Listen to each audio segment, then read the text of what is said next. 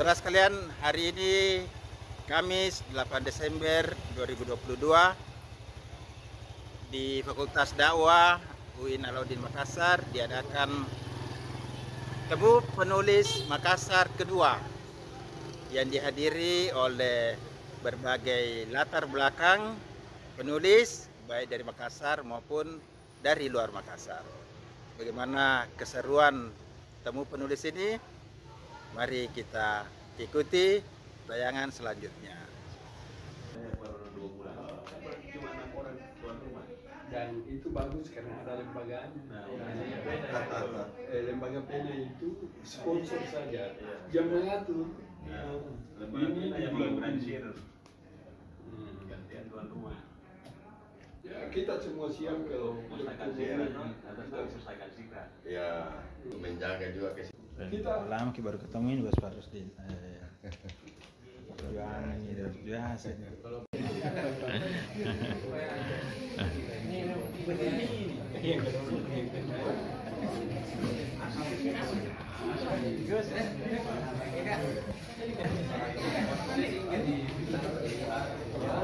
Ini kita sangat berbahagia. Kita ditakdirkan untuk bersuah dalam forum silaturahim yang kita namai Temu Penulis Makassar. Kenapa disebut yang kedua? Karena dulu pernah kita bertemu. Itu 14 Oktober, nggak salah, 2014 di LP Kampus 1. Lalu kemudian hari ini kita bertemu kembali. Ini sebenarnya rangkaian dari acaranya mahasiswa kami, itu PRJ, Pekan Raya Jurnalistik, yang dirangkaikan dengan Temu Penulis. Dulu itu acara pertama bahkan disebut Temu 100 Penulis. Tapi ternyata waktu kita tidak cukup. Ya Pak Fadli ikut ya waktu itu, kita tidak cukup. Dan hari ini acara kita tidak formal. Kita ini ketemu-ketemu, tapi tentu ada agenda. Agenda pertama, kita sebenarnya ingin memberi testimoni terhadap proses kreatif kita. Bagaimana proses awal kita berkarya, lalu kemudian bagaimana proses kita adaptasi dengan media sosial seperti yang dilakukan Pak Prof. Masewan sekarang. Sangat masif beliau beradaptasi dari koran, majalah ke media sosial. Dan acara ini kerjasama Fakultas Dakwah dan Komunikasi dengan Satu Pena dan Perpustakaan Daerah Kota Makassar. Rusdin Tompo. Ini nostalgia juga untuk saya, ya. Ketika saya masih di komisioner KPD Sulawesi Selatan, saya pernah juga ke sini. Lalu kemudian selamat datang Pak Dahlan Abu Bakar. Wartawan. Senior. Bahwa ini kegiatan pertama kali Satu Pena ke kampus. Saya kira mudah-mudahan bisa berlanjut di kampus-kampus lain. Tadi Pak Dr. Waspada Santing sudah menawarkan untuk juga ke Unismu, ya. Mudah-mudahan bisa. Unibos ya. Kemudian juga ada budayawan, guru besar, lalu jurnalis, ada pelukis, ya, ada musisi dan lain-lain. Kenapa dia berlatar belakang orang yang begitu beragam? Karena di bayangan para pendiri Satu Pena bahwa untuk membangun sebuah kota literasi itu butuh kolaborasi dari berbagai disiplin, dari berbagai pihak supaya tumbuh kreativitas sebagai sebuah kota literasi. Kira-kira begitu semangatnya. Motivasi karena sesungguhnya menurut saya di era sekarang, era yang sangat terbuka untuk kemudian kita menjadikan menulis ini sebagai pilihan profesi. Saya pribadi tidak pernah juga membayangkan akan menjadi seorang penulis atau memilih profesi sebagai seorang penulis. Dalam perjalanan kita melihat bahwa ada potensi sesuatu yang mungkin kalau bisa lebih dielaborasi, lebih bisa ditingkatkan kemampuannya dengan pengembangan. Bapak-bapak, ibu sekalian yang tidak sempat saya sebut satu persatu, saya lihat dan masih saya bisa mengenali Pak Prof. Ahmad Sewang, Alhamdulillah hari ini Pak Dekan Fakultas Dakwah dan Komunikasi menginisiasi untuk menyelenggarakan pertemuan ini. Dan berikutnya tadi sudah disampaikan dengan Pak Waspada. Waspada Santing, memang Pak Ketua itu karena terlalu banyak kampusnya, di Unibos lah, di Unismu lah, Rakyat Sulsel. Kebetulan saya dikasih halaman pertama, jadi saya coba-coba, insya Allah sudah berlangsung agak lama. Saya tanya Pak Fadli, tulisan saya kemarin itu sudah yang ke-377. Jadi kalau diedit bisa jadi 3 buku itu. 337. Tapi namanya saja Pak Dahlan, Pak Prof. Ahmad Sewa, seringkali kita menulis ya gaya mubalik seringkali itu. Jadi boleh jadi menganggap kita memberikan semacam pemahaman keagamaan, padahal berkaitan dengan yang kita tulis justru adalah hal-hal yang berkaitan dengan politik dan sebagainya. Menulis bagi saya kayaknya seperti narkoba dalam tanda petik ya. Apalagi ini ada Piala Dunia. Tidak ada pertandingan, tadi malam saya bingung sendiri mau cari apa ini. Ternyata sedang saya jajaki. Klub mana yang paling banyak yang mengirim pemain ke Piala Dunia? Ya. Klub mana di Eropa itu? Kemudian yang kedua, mengapa kesebelasan Korea bisa maju? Ya. Ternyata mereka pemain-pemainnya merumput di Eropa. Indonesia, tiba-tiba saya refleksi ke Indonesia. Indonesia ada nggak pemainnya yang ke Eropa? Ya ada satu mungkin ya. Kemudian pulang. Kemudian Asnawi Mangku Alam di Korea ya. Jadi hari ini ada di Tribun kayaknya PSM, Stadion dan Piala Dunia turun saya tulis ya. Penulisan kreatif, jurnalisme sastra, terakhir dikasih S2 analisis suasana kritis. Menulis tidak membuat harkat seseorang itu turun. Anda mau jadi presiden, mau jadi menteri, mau jadi apa, tidak turun harkatnya karena Anda jadi penulis. Malah orang bangga ya.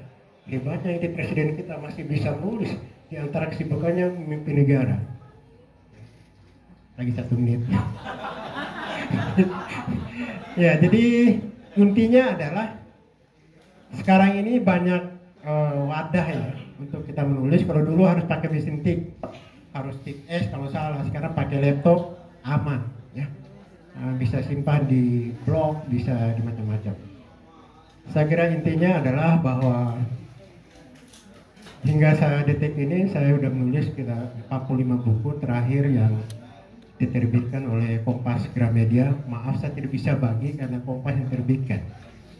Kahar Mujakar detik-detik terakhir ya. Pada guru-guru saya gara-gara dihukum oleh guru saya karena saya disuruh berdiri di depan kelas menceritakan apa yang saya lakukan pada hari Sabtu dan Minggu kemarin bersama orang tua saya. Saya diminta menceritakan itu dan saya betul-betul tidak bisa menceritakan itu. Dan saat itu saya adalah setiap hari Minggu Bapak bersama saya kalau ke toko buku. Kalau saya diajak ke toko mainan, sudah pasti saya tidak akan pernah dibelikan mainan. Tapi kalau ke toko buku, buku apapun yang saya pilih dibelikan. Pada zaman saya dulu ada salah satu, mungkin ada juga bapak-bapak di sini yang seusia dengan saya pernah mengenal namanya majalah Si Kuncung. Majalah Si Kuncung itu majalah berisikan cerita anak-anak yang sangat menarik.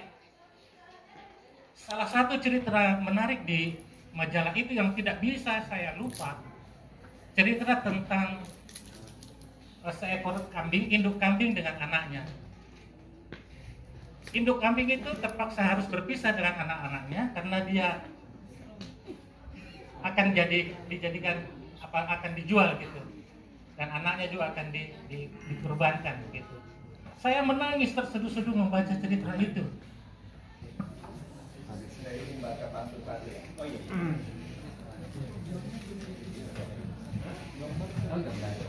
Pantun. Bila pemain menggiring bola, pemain lawan akan menghadang. Bila orang jadi penyuluh agama, pikiran dan emosi harus matang.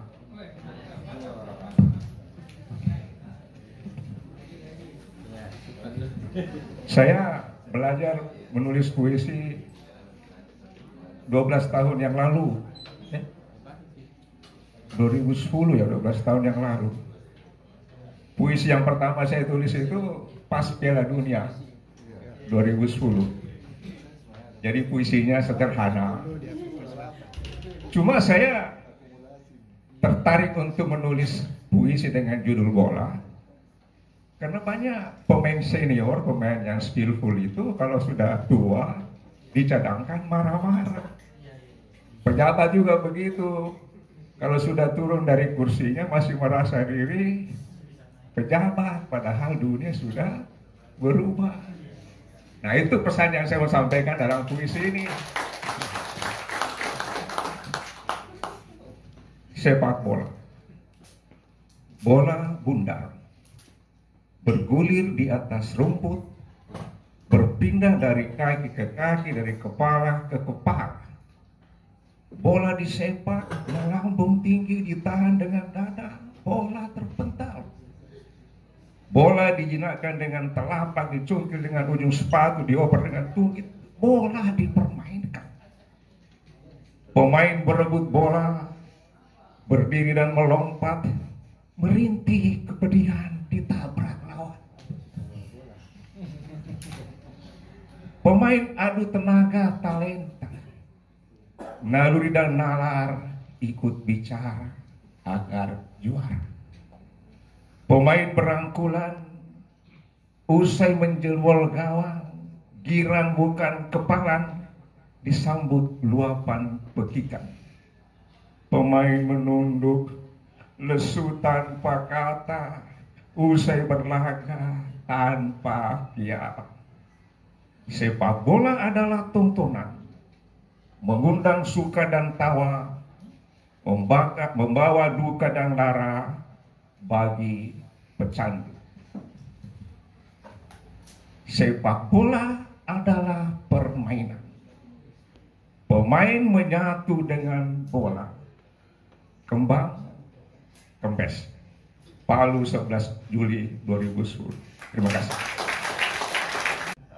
Tadi diminta proses kreatif sebenarnya sih saya sederhana saja. Saya lahir dari dunia pers juga di Fajar, lalu beberapa mingguan dan setelah berhenti begitu dan saya mendirikan sebuah penerbitan buku namanya Pustaka Refleksi dan Arus Timur, dan alhamdulillah saya sudah terbitkan kurang lebih sekitar 400 judul buku dengan menekan kearifan lokal, dan naskah-naskah itu masih ada sekitar 60 saya simpan di tempat saya, dan naskah-naskah itu adalah tidak memakai lagi sistem royalti karena saya beli putus. Jadi naskah yang saya itu adalah saya beli putus, Pak. Ada sekitar 60 saya punya naskah sekarang. Saya sudah beli putus dari Jawa, dari apa, dan jadi kalau umpamanya ada misalnya Jokowi ketika mau calon, saya pesan di Jawa, ada nggak yang bisa menulis ini? Saya beli kurang lebih misalnya 5 juta. Kira-kira 1 bulan naskah itu sudah jadi.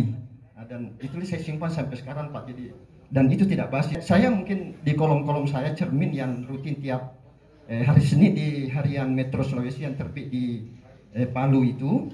Tiap hari Senin di halaman pertama, hampir semuanya kontrol sosial. Saya maaf saja, saya termasuk orang yang tidak bisa menulis kalau yang tidak kontrol. Itulah karakter saya.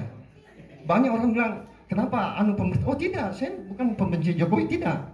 Saya justru saya tidak bisa menulis yang memuji-muji, Pak, Ibu.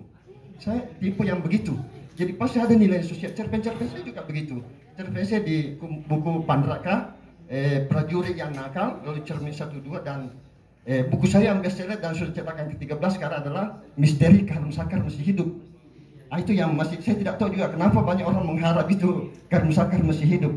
Padahal saya baca bukunya Pak Dahlan ini, itu sangat otentik sekali di tentang tentang kematian, sejarah kematiannya itu.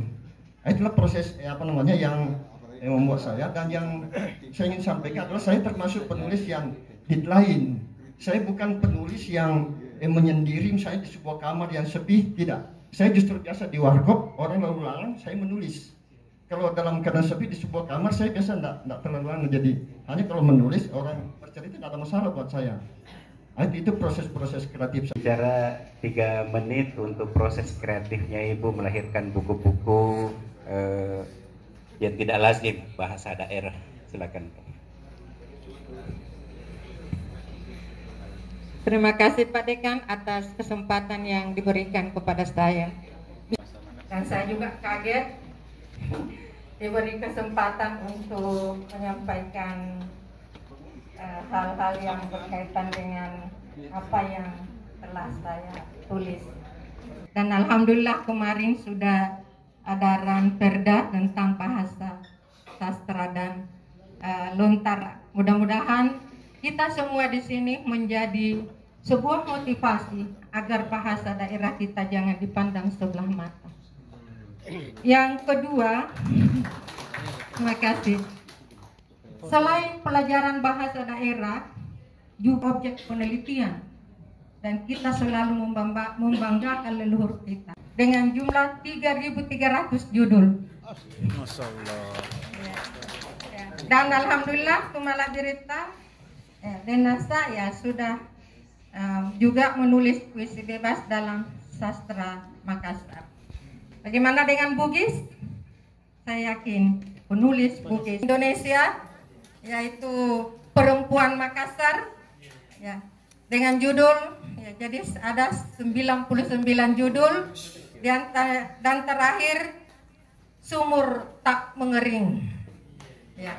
Dan mudah-mudahan autobiografi saya dapat diterbitkan dan nilainya tidak dapat diukur dari uang. Saya lanjut, pertama kali saya belajar menulis itu memang cinta, Pak. Jadi saya merasakan barangkali mungkin karena perasaan ya. Waktu itu itulah yang melahirkan cerpen, Pak, waktu itu. Jadi ya, tulisan tentang cinta dan rasa cinta itulah yang melahirkan cerpen itu. Cerpen yang saya tulis itu tentang seorang wanita dan dia sekarang menjadi istri saya, Pak.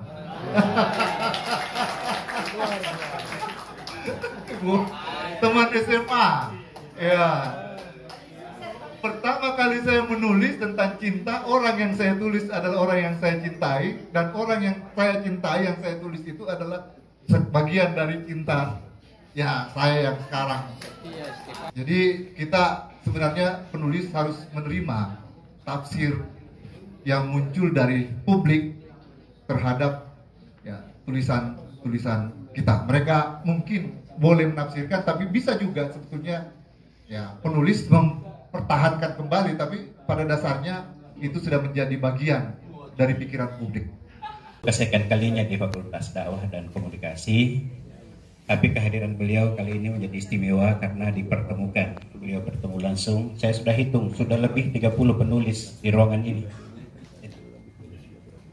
Mungkin kita memberi waktu kepada beliau bercerita proses kreatifnya menjadi penulis. Kemudian ya kita tetap membatasi waktu beliau, mungkin ya istimewakan kurang lebih 30 menit Abah maksimal. Kalau yang lain 3 menit, kalau Abah 30 menit. Kepada Abah Zawawi Imron, saya persilahkan kita beri aplaus. Saya membacakan puisi tentang ibu. Nanti ibu yang diminta oleh Ananda siapa? Firdaus itu saya baca belakangan. Bagaimana saya mengagumi ibu versi Bugis dan mengagumi anak-anak Bugis, sebagian anak Bugis yang kalau dari uang panai tidak mau dibantu oleh orang tuanya, tapi dia harus kerja ikut perahu sampai ke Malaysia, sampai ke mana. Nah sekarang saya ceritakan tentang seorang anak Bugis dari Sinjai, ya, dari dekat Bulukumba itu. Dari Sinjai dekat Bulukumba itu yang ikut perahu sudah berkali-kali untuk mengumpulkan uang sebagai uang panai. Kemudian tibalah dia di baratnya Pontianak, antara Pontianak dengan Singapura. Dia menyanyi, nyanyinya saya bikin sebagai puisi. Judulnya Lagu Laut. Begini bunyinya. Sampaikanlah salamku wahai kecipak laut. pada bumi Bugisku yang hangat, perahuku teramat jauh kini berlayar. Ku tembangkan siul di tengah jerit lautan, dan langit tempat melukis hati gadisku di mana saja sama birunya, karena kesetiaan perlu diuji oleh jarak, Tuhan, dan cakrawala.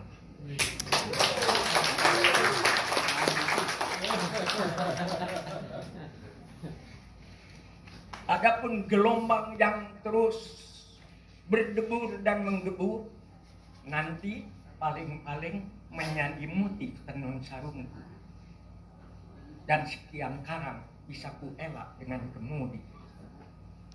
Kemudian ingat ibunya si anak ini. Ibu, alangkah jauhnya Sinjai. Meskipun tanpa tali temali, ibu adalah tambatan. Dan kalau aku malang perahu karam, jangan khawatir ibu, karena hatimu adalah kuburku yang sebenarnya.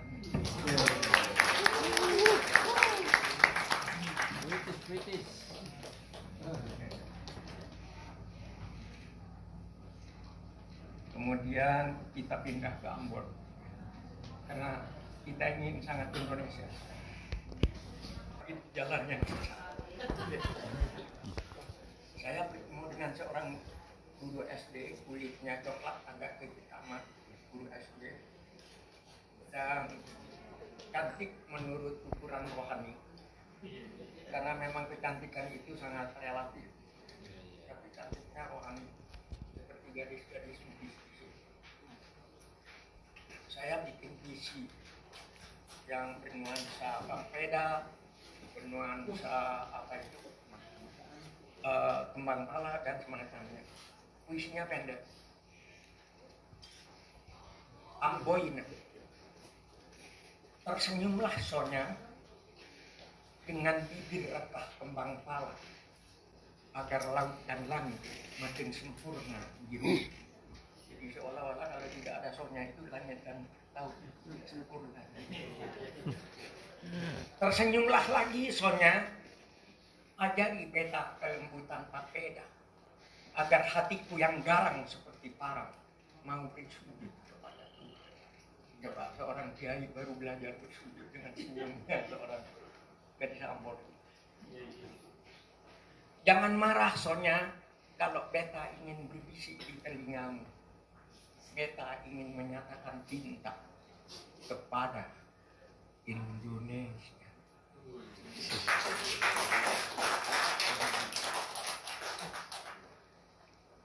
Jadi saya menjadi penyair ini dibantu Tuhan, karena semua tahu ya, saya ini hanya tamatan SD, tidak pernah sekolah lagi, SMP, SMA. Saya itu rumah saya pas 1000 km dari Jakarta, 200 km dari Surabaya, di sebuah desa yang sudah batasnya laut, tidak ada ujungnya lagi. Jadi kalau di sini kira-kira saya hidup di Amatoa, di Kadang itu kira-kira sekolah saya itu.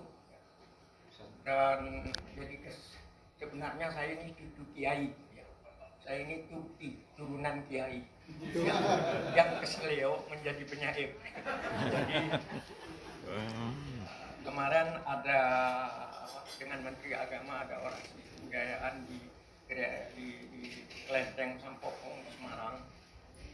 Jadi katanya sastrawan Suciawan Leah itu saya ini diragukan sebagai kiai, kok kerjanya baca puisi dan nulis puisi. Kemudian sebagai penyair kok saya ini melukis. Kerja saya ini sekarang melukis. Kemudian sebagai pelukis juga diragukan. Karena saya ini banyak berceramah. Bagaimana proses kreatif, bagaimana mencari kata. Sebab saya kalau ada seorang cantik, saya tidak mengatakan bahwa cantikmu itu pantas kuagungkan, malah tidak. Cantikmu itu tak bisa kumaafkan.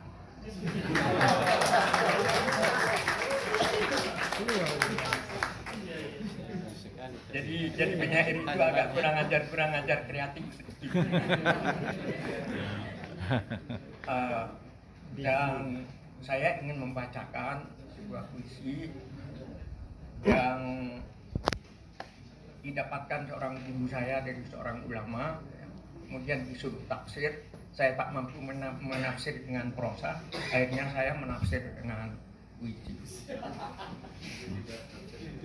Dan puisi ini diminta dibacakan ketika saya mendapatkan Southeast Asia Right Award di Thailand. Ketika saya mendapatkan dinobatkan sebagai penyair terbaik Asia Tenggara di Bangkok. Dibacakan, dan ini orang-orang minta terjemahannya ke dalam bahasa Inggris. Bunyinya begini, judulnya Tanah Sajadah. Inspirasi dari tanah Bugis ada ini, sebab saya berguru kepada orang Bugis.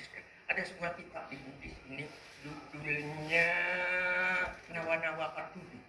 Ditemukan oleh teman saya Pak Modest Paine. Dan beliau terjemahkan ke dalam bahasa Indonesia.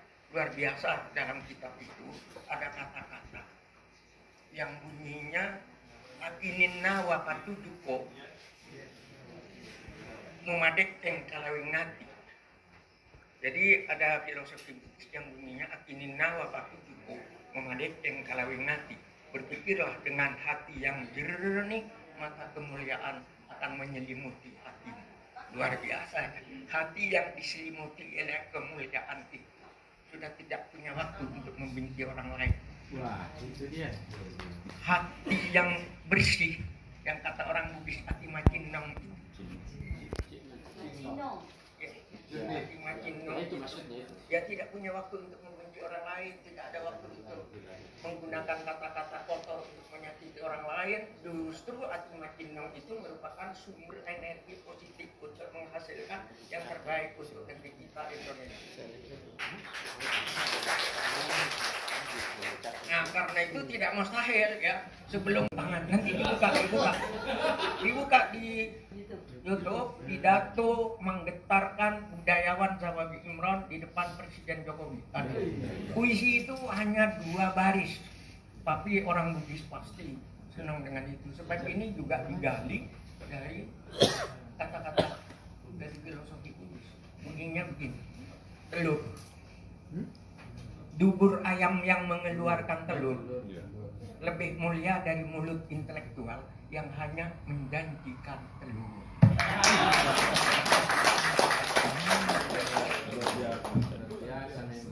Luar biasa. Dan beliau tepuk tangan. Karena itu, jadi mungkin pada diri saya ini terjadi semacam atavisme. Ya. Saya keturunan Bugis yang sudah mungkin puluhan generasi, yang kemudian pada cucunya tinggal kerinduan lagi pada Bugis, kerinduan pada Bugis, pada Makassar. Hingga saya tiba di sini dan menginjak di bandara, saya mengatakan sambongi somat. Siwennya atau sambongi semalam? Siweni atau Madura di tanah Ugi atau Ugi nih. Semalam saja orang Madura di tanah Bugis kata-kata cantikmu tak bisa ku maafkan.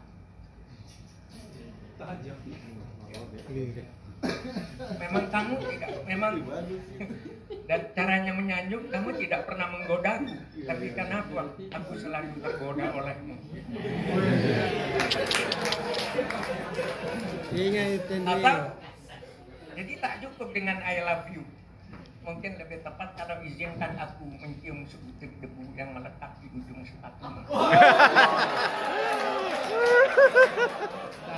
Adik-adik perempuan di belakang atau adik laki-laki yang tahu bedanya kamu dengan Garuda? Tahu bedanya kamu dengan Garuda?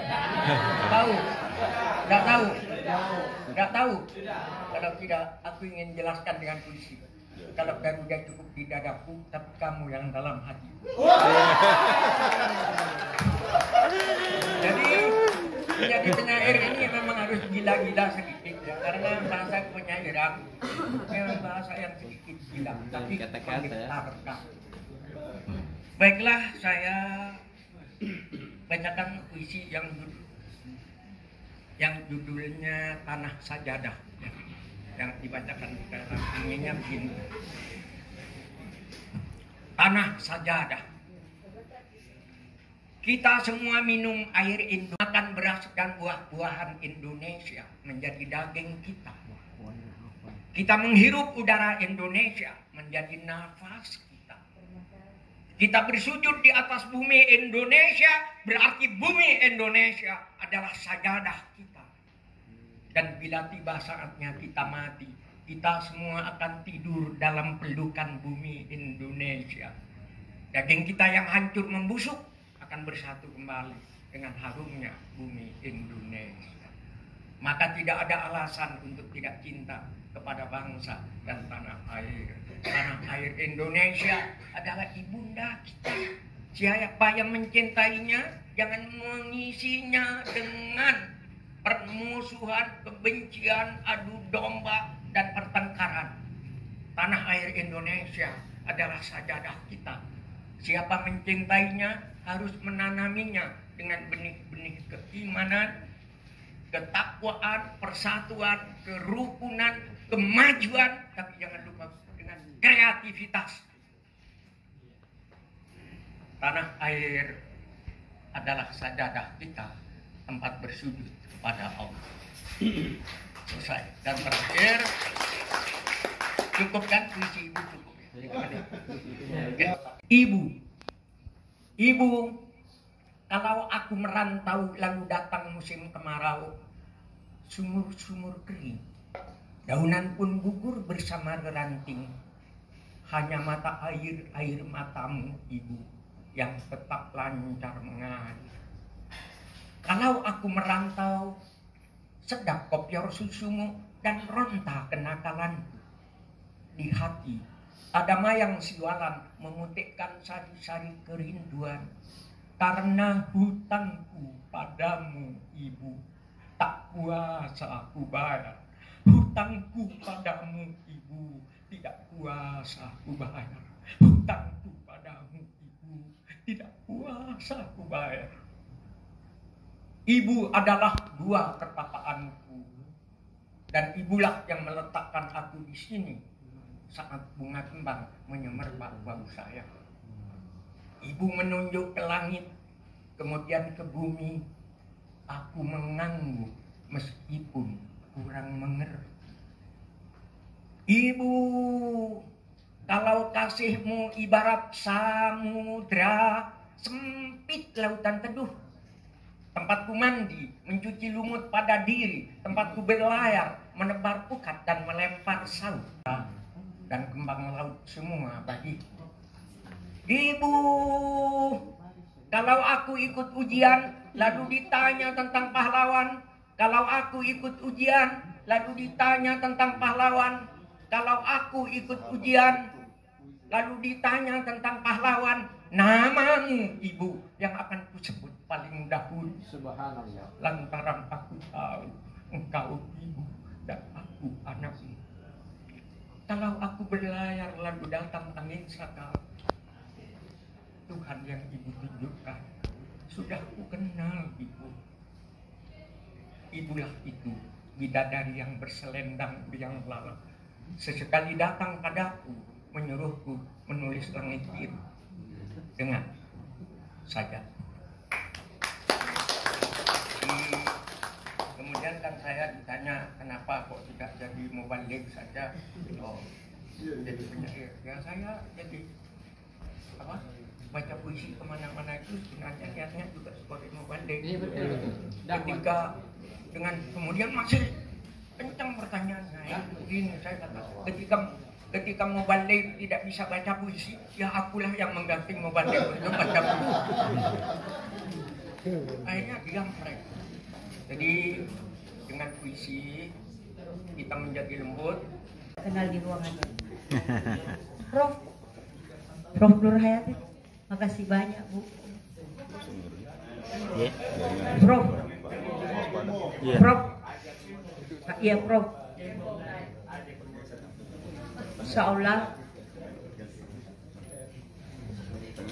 Insya Allah tahun 2004 ini akan dirampungkan. 2004. Komitmennya Pak Denny Pumanto harus baik ini karena menurut beliau kalau anak-anak disentuh dengan seni, syair menyair itu ada yang berubah.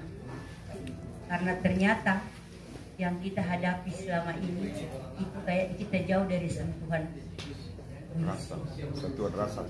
Jauh dari sentuhan kata-kata. Selalu insya Allah semoga tahun depan ada lagi buku yang bisa. Untung dibatasi karena saya bahagian dari Mubalik yang menurut Jalaluddin Rahmat, ahli komunikasi yang pernah kami undang ke sini, dia bilang Mubalik itu lebih berbahaya dari komputer karena komputer itu kalau sudah panas dia berhenti sendiri, tapi kalau Mubalik kalau tidak dibatasi dia tidak bisa berhenti. Menemukan hal-hal yang unik itu tidak pernah ada sebelumnya. Bung Karno berpidato tentang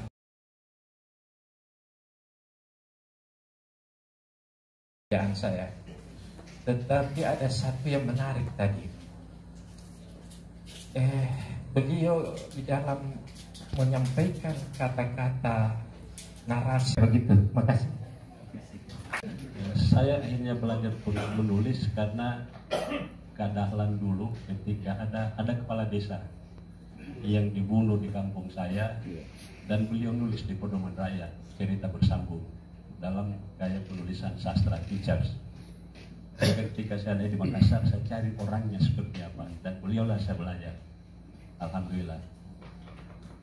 Kemudian saya menulis pertama itu kalau tidak salah tahun 83, semester 3, waktu itu ramai yang namanya penembakan misterius. Banyak orang yang tiba-tiba meninggal, tidak jelas siapa pembunuhnya. Sehingga saya menulis cerpen di Pos Makassar, judulnya Petrus, penembak misterius. Lalu tulisan itu dimuat, saya clipping, saya tempelkan di balik buku tulisan saya. Setiap hari saya bawa ke kampus. Ketika ada teman-teman pinjam buku itulah yang saya perlihatkan. Nah, rupanya itu bisa menjadi inspirasi bahwa untuk memantik semangat menulis kita perlu kebanggaan. Kuliah S2 di UIN Alauddin, Dakwah dan Komunikasi. Beliau juga adalah ketika itu menjadi kalau tidak salah ya asli 2, Prof ya, asli 2 waktu itu kalau tidak salah. Maaf, asli 1. Sorry, maaf. Kemudian ya Pak Rusdin Tompo juga ya kolega saya dan juga guru saya. Saya banyak-banyak juga menulis, terinspirasi dari beliau. Kalau tadi Pak kakak saya, Pak Adi, katanya ya sering bikin puisi untuk calon istrinya. Saya juga begitu Bapak Ibu sekalian. Kalau saya menulis, 6 lembar itu tidak terasa Pak, karena di dalamnya ada puisi. Dan sekarang itu masih saya simpan baik-baik. Misalnya berikutnya bisa 1 buku lagi Pak, bisa 1 buku. Alhamdulillah Bapak Ibu sekalian, saya pertama kali menulis di Fajar SDP, Surat dari Pembaca. Itu pertama kali Pak, saya menulis di koran, Surat dari Pembaca. Dan setiap saat, itu saya lihat Pak, saya lihat itu. Kemudian yang 2001 juga itu, Alhamdulillah, setiap hari itu muncul opini saya di Parepos. Kemudian di Fajar ya, kadang-kadang hampir 1 minggu Pak Rusdinnya, waktu kami ya sama-sama dengan beliau. Anggota grupku yang saya hormati, para penyair, para penulis yang saya banggakan, dari beberapa tulisan, menulis puisi menurut saya adalah jenis tulisan yang paling sulit. Kalau saya menulis puisi itu kurang lebih tidak bisa dihitung kurang lebih tidak sampai 20, kurang lebih seperti itu. Karena sulit sekali menulis puisi. Apalagi kalau mendengar tadi apa yang disampaikan oleh Bapak Sawali Imron, semakin ciut saya untuk menulis puisi. Apalagi plus beliau dapat menghafal puisinya dengan panjang dengan baik. Ya. Lebih bagus saya menulis 10 berita daripada menulis 1 puisi. Apalagi dengan penghayatan dan pilihan-pilihan kata dan diksi seperti yang disampaikan oleh beliau. Terakhir, saya teringat Sunnun Al-Misri, seorang ulama besar beliau punya pesan kepada para penulis bahwa menulislah sesuka hatimu, tetapi ingat, kelak engkau akan dipertemukan dengan apa yang kamu tulis. Wassalamualaikum warahmatullahi wabarakatuh. Saya sebenarnya apa itu ya, sama yang lain, saya kayaknya tidak bisa ngomongin. Ada semua orang hebat di sini. Saya suka menulis dalam perjalanan. Buku-buku saya itu yang terbit hampir semua tentang perjalanan saya, termasuk yang diterbitkan oleh Perpustakaan Makassar.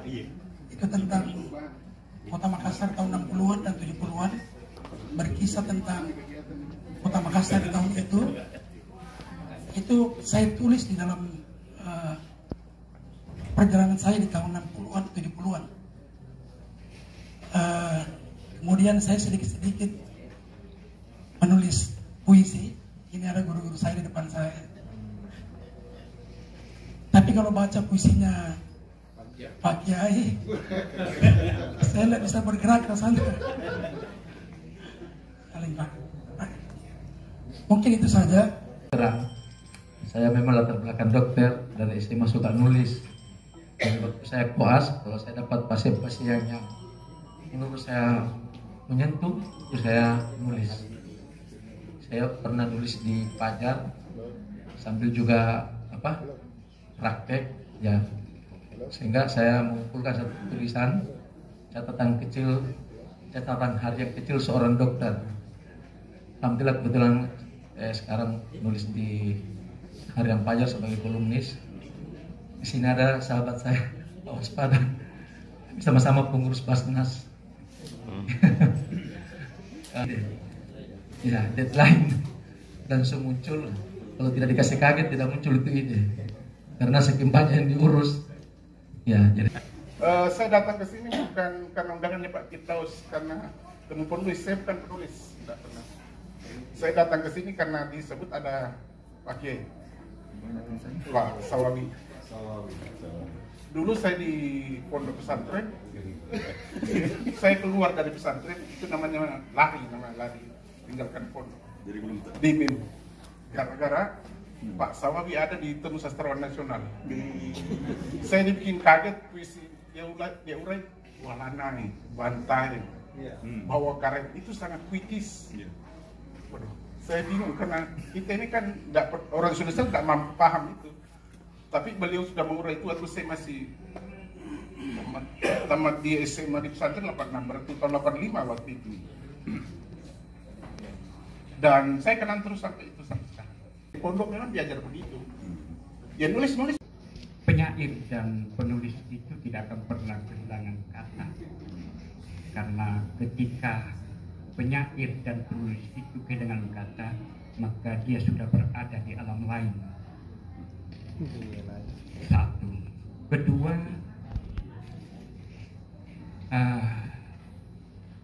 kata dan puisi,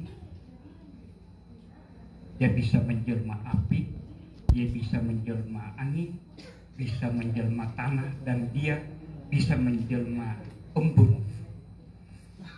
Pada siang hari ini, Pak Kiai dari narasi yang dibangun, menurut saya beliau telah menjelmakan narasi itu, puisi itu menjadi embun, dan saya sangat senang dan bahagia. Mudah-mudahan juga di antara penulis semua juga pada bahagia. Tapi izinkan saya katakan, jika saya membaca puisi tapi hanya 2 bait dari satu judul puisi, judulnya kepada yang di atas ada batas yang menghadang saat memandang, kepada yang di tengah ada engah yang membuka sedikit lengah jadi pongah, kepada yang di bawah ada tapak yang menapak salah langkah terinjak-injak pada yang di tepi-sepi ada rahasia bening yang membalut sunyi diri. Satu lagi hanya dua baik, karena menurut saya kita akan melangkah ke sana.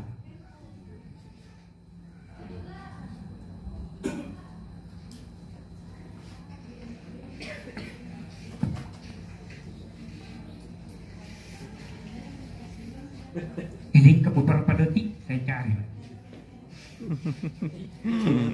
Judulnya puisi ini adalah Berlayar di Malam-Malam Sunyi. Bait terakhir dari buku puisi ini, matamu yang telanjang akan menyaksikan siapa yang datang. Matamu yang batin akan memandang satu yang datang. Itulah bayang.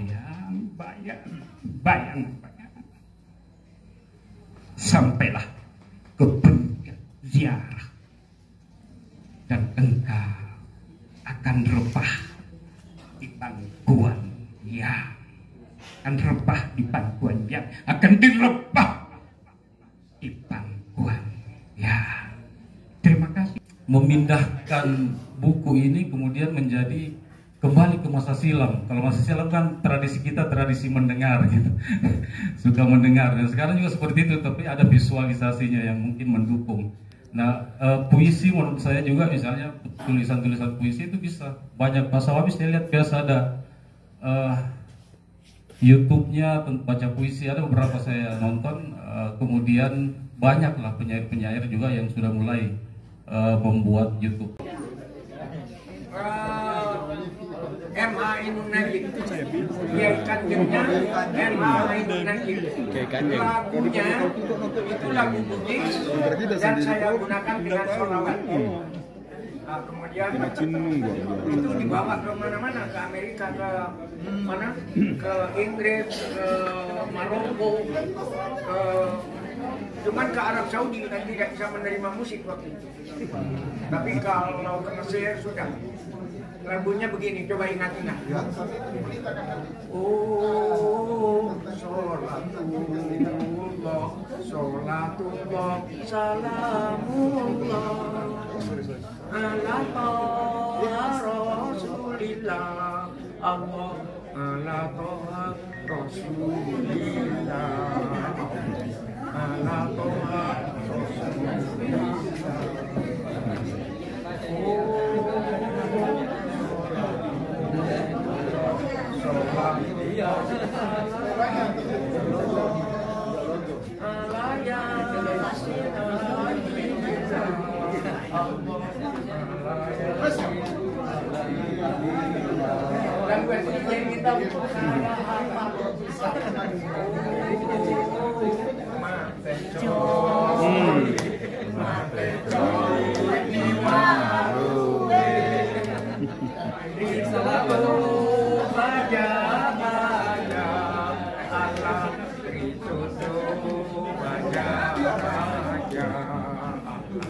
Varian lagi